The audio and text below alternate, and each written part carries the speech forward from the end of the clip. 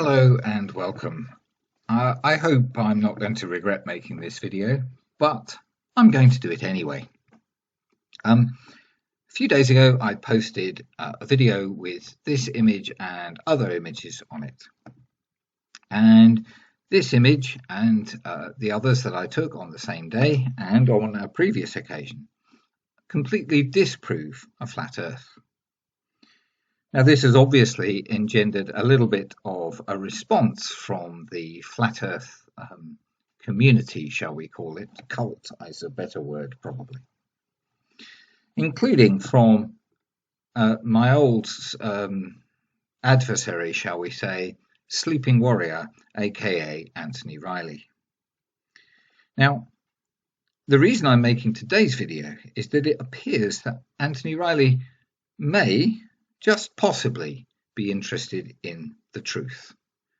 I'm not totally convinced, but on the off chance that maybe he is, I'm making this video so that he can, well, have some of his questions answered and perhaps join me in a search for the truth. So just to very quickly go over this observation and its significance. My camera was at 210 meters above sea level. I was just below the top of a hill which is 221 meters above sea level at its peak, and that height is established by a Ordnance Survey trig point which is located at the top of the hill. The bridge tower is 210 meters above sea level. This is the bridge tower we're referring to. The other bridge towers in the shot are smaller to a greater or lesser degree. So here we are, 210 meters above sea level with the camera and the top of that bridge. Now, the significance of that is that if the Earth is flat, then a line from the camera to the top of that bridge tower is parallel to sea level on a flat Earth and will continue parallel to sea level on a flat Earth all the way to the distance, to infinity, or as long as the flat Earth actually is. It means if the Earth is flat, then no object that is taller or higher above sea level than 210 meters can appear in the shot below the top of that tower.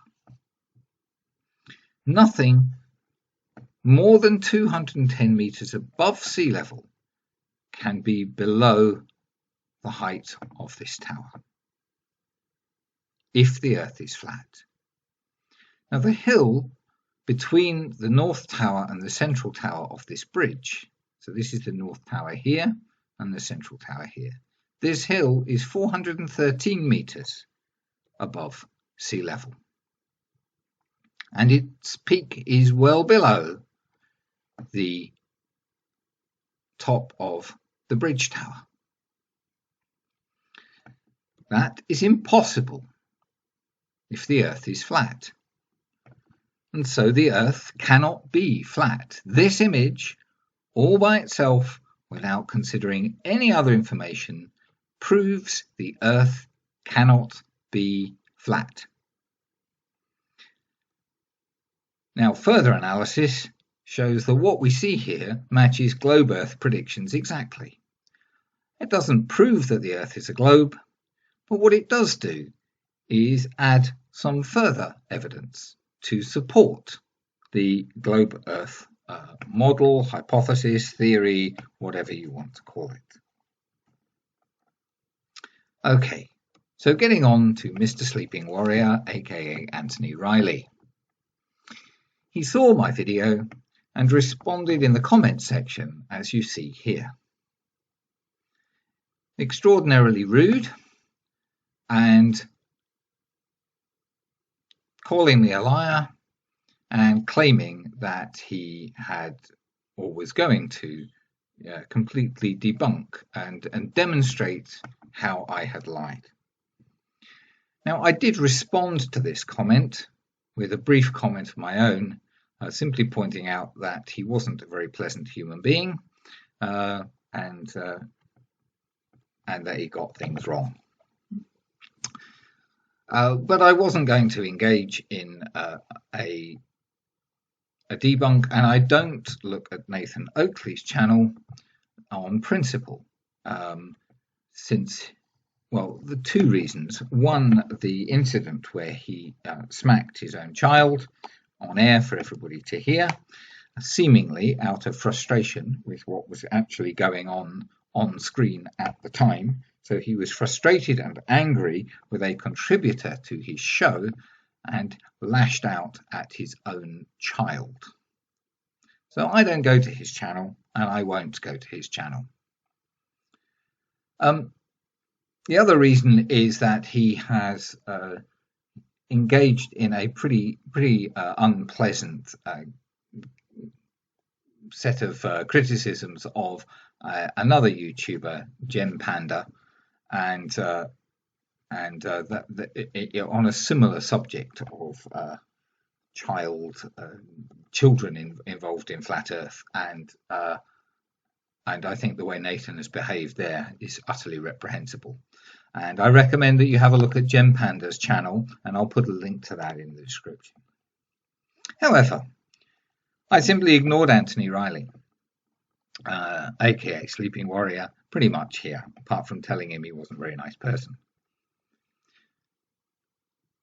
Another YouTuber, Phuket Word, published a video attempting to debunk my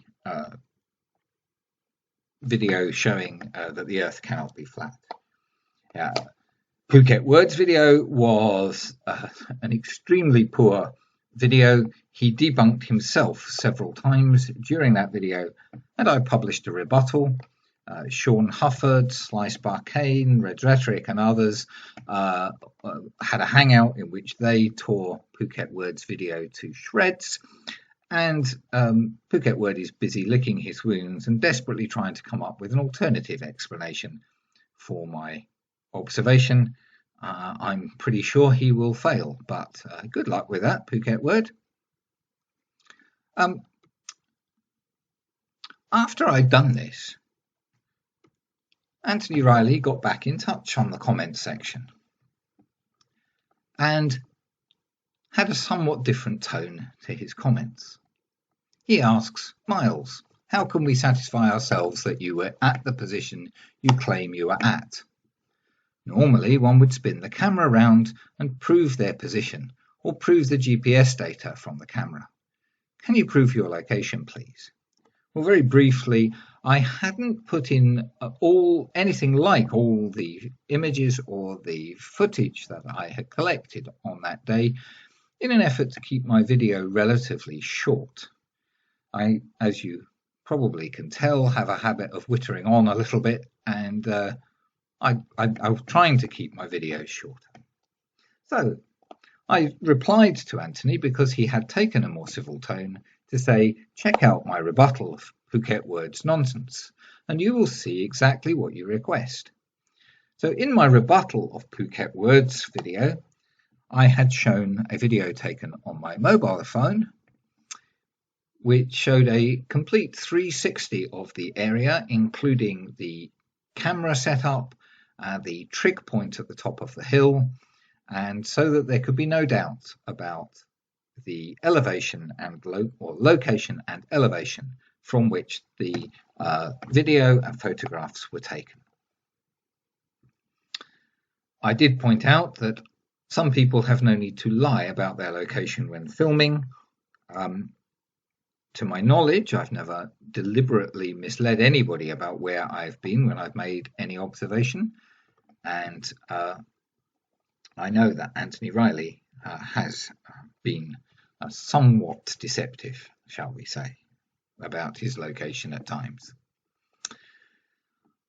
He responds, what is the title and time? You've done a couple of videos in the last few hours. Well, I had done 2 videos in the previous 24 hours, one of which was my rebuttal to Phuket Word. And it clearly states that it's a rebuttal to Phuket Word in the title, so it wouldn't have been difficult for Anthony to find this video. But I responded, it's the one with Phuket Word in the title, and I was going to leave it there, and then I said, oh, for fuck's sake, here's a link. And I posted the link for him to have a look. A few hours later, a couple of hours later, maybe an hour later, he responds again. So all is good. He says, so the elevation you are actually at is critical here.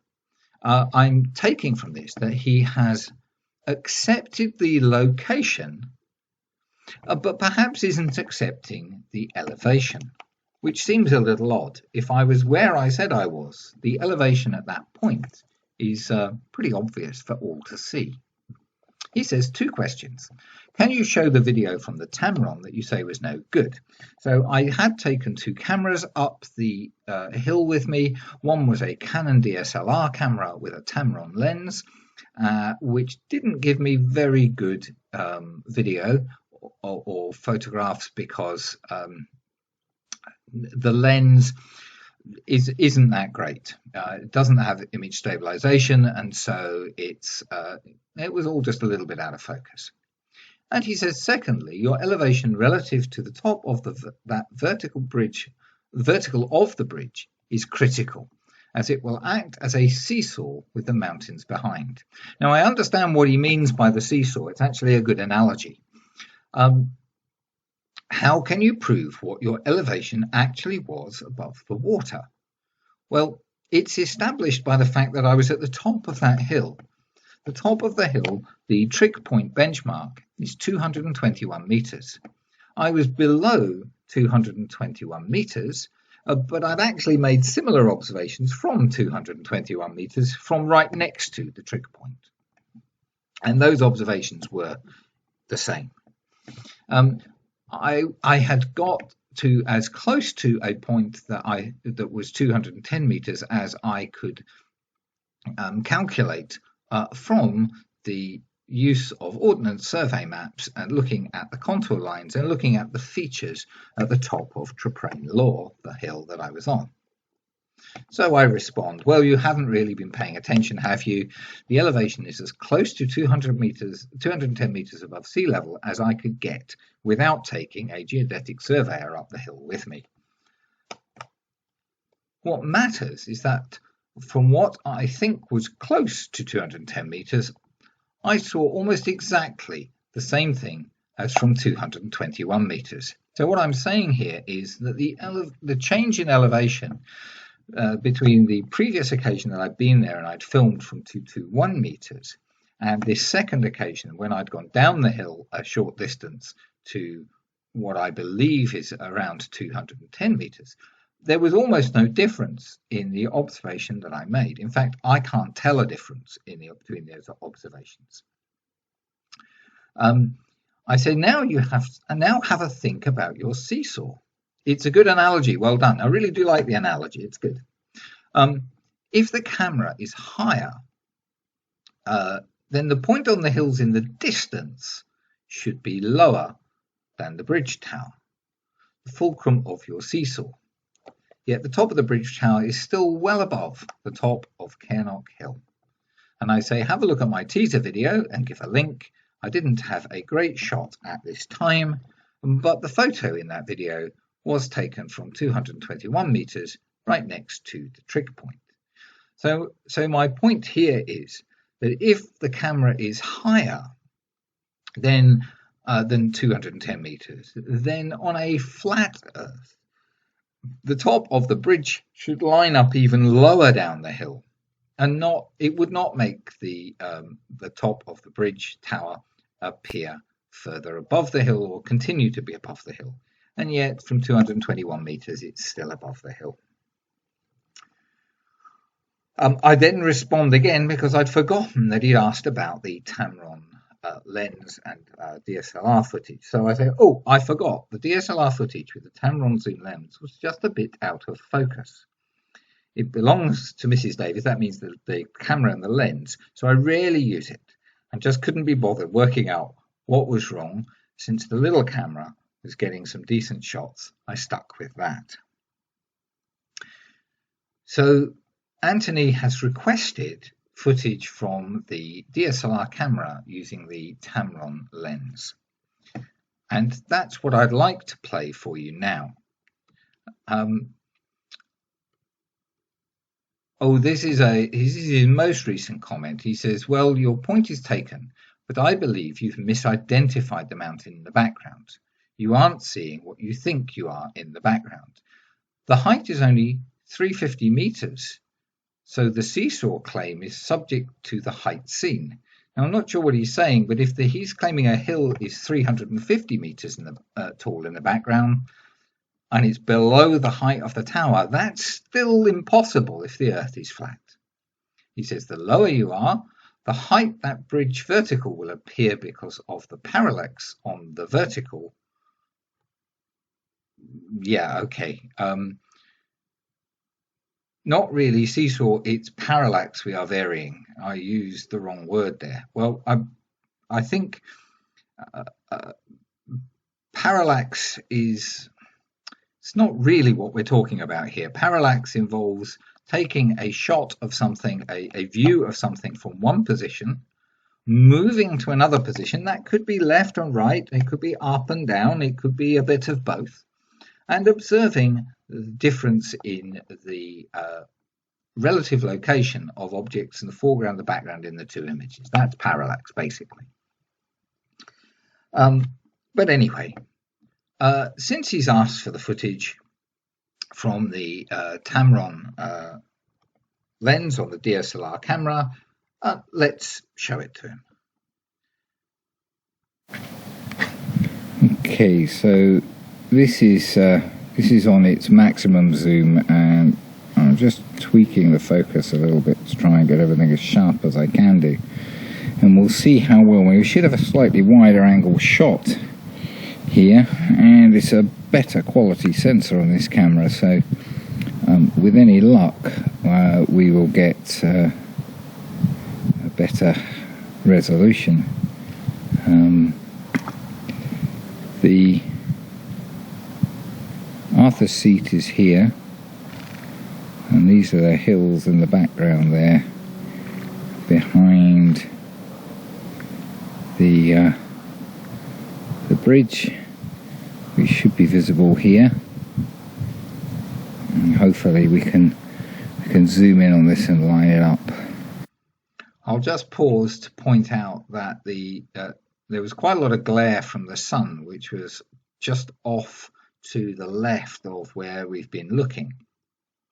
It was difficult for me to see the screen on the camera to check exactly how well focused and what the camera was picking up. There's this hill in front of us, which is just to the north of Haddington. I used to live in Haddington, lovely wee town, and just over to the right here we have some other hills, and there's a peak that's just visible in the middle of that section there, which you may not be able to detect, but hopefully if we adjust the levels I'll be able to pick that peak out, which may be Ben Lawes, or I'm not sure what peak it is. It's just here, and I think it might be Ben Lomond, it might be Conic Hill. I'm just not certain. I haven't bothered to identify it exactly. Something like that. We go on round. You can see the mountains in the far distance, attracting attention from the ponies here.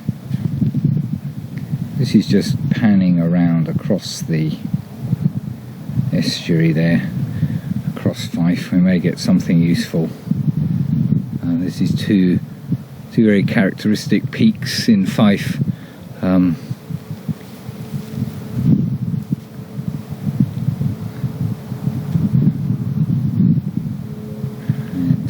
on round towards another very characteristic thing that I've spoken about before, which is part of East Lothian. which is Berwick Law, which is this old volcanic plug. Traprain Law that I'm on is also a volcanic plug, as is the Bass Rock, which is just a bit further round. For those of you who know the geology of Scotland will know that there are in fact basically fault lines in Scotland, and you occasionally get little earthquakes, and it was back in geological history something that had a considerable amount of volcanic activity. Out there in the estuary is the Isle of May with its lighthouse, which I photographed from Kinghorn, which is across on the Fife coast. They've got a really interesting little shower coming in here, which I hope is not heading this way. It almost looks like it might snow, and you can see that just falling out of the sky.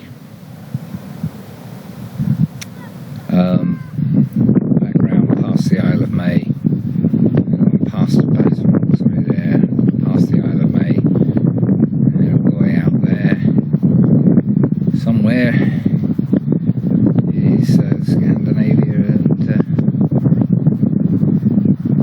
Northern Europe, as we pan all the way around.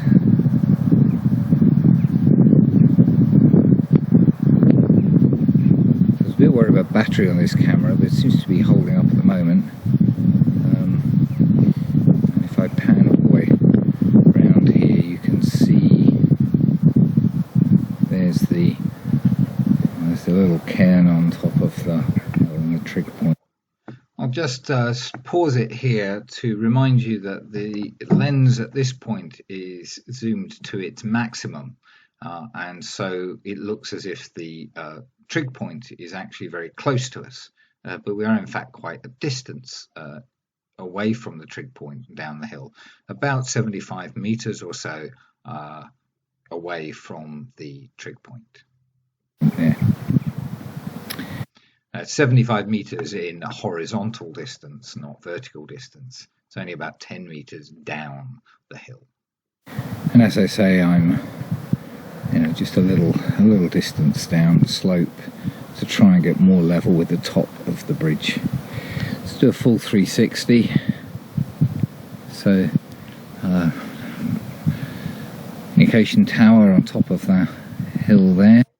So since this is going to be a full 360 of the area, then anybody with Google Earth can check the various landmarks on the way around, including the radio transmission towers, the Bass Rock, the Isle of May, the hills in Fife, and these hills coming up now, the Lammermuir Hills in East Lothian and down towards the borders. And wind turbines on these other hills, the Lammermuir Hills of the Scottish borders.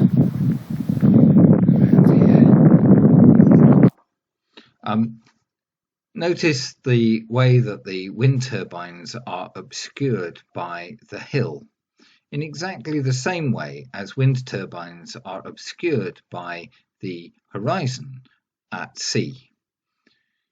Those of you who are familiar with some of my earlier videos about wind turbines will see how similar shots like this are to what we observe over water, demonstrating that the water does indeed curve. There is wind turbines on. These are fairly close to us where we are at the moment, and they're a lot bigger in the camera. You can see them more clearly, but I mean they're just a few miles away, as you can see on Google Earth. As we come round towards the sun, you can see there's quite a lot of cloud, and we're around here. Just pointing the camera directly at the sun. You can also see, I mean, obviously we're heading towards the sun, so there's quite a lot of glare, but you can also see how much sort of mist and haze there was in the atmosphere as well. Almost now. And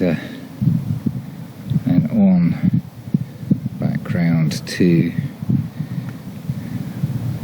Edinburgh. So this is Arthur's Seat, a very characteristic hill in pretty much in the centre of Edinburgh. Arthur's Seat, and the bridges should be out there in the distance. So I think, and as you can see here, the observation from the DSLR camera is exactly the same as the observation made with the compact camera. I think having done that 360 with this camera, I'm going to take this camera off this stand and put the one with the more powerful zoom on, and see if we can get some more close-up shots as that bridge hopefully comes into silhouette. I can see very clearly with my eyes here at the moment, so I'm really hoping that will come in to silhouette and be able to pick things out really nicely. So that's the video, or one of the videos taken on the DSLR camera. I did take others later on, and I tried to get some good shots of the sunset and some still photographs as well. None of them came out really to my satisfaction, but I'm not a great photographer, and I'm not particularly familiar with that particular camera. So, because it's not mine, it's the wife's. Here is a shot from the top of the hill, just to further confirm that my location. I don't think there is any doubt at all about the elevation from which my video and my stills are taken. I have shots from here from 221 meters, and I have shots from further sort of straight ahead from here towards the bridges, further down the slope, but not far further down the slope. And I've shown mobile phone camera video footage, and also this 360 that you've just seen. The only complaint, or the only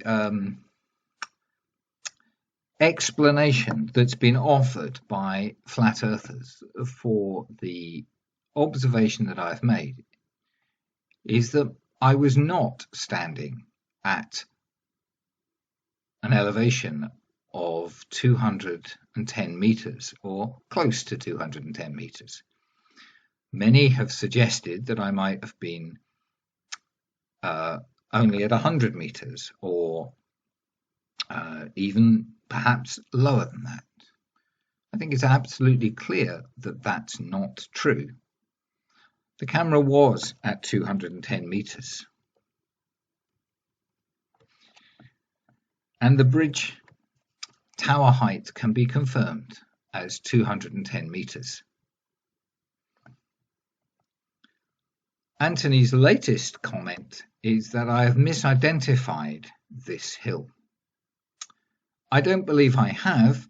I used an overlay of Peak Finder, the Peak Finder Horizon sketch, which lined up perfectly with the hills, the horizon in the background of my images. This is 413 meters above sea level. There is a hill here which is 350 meters above sea level, and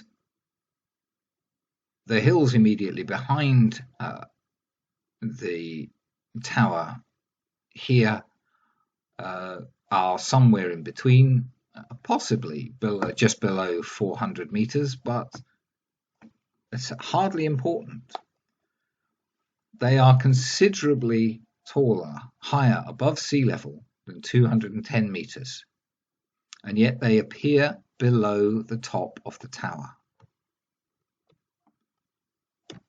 And that is impossible if the Earth is flat.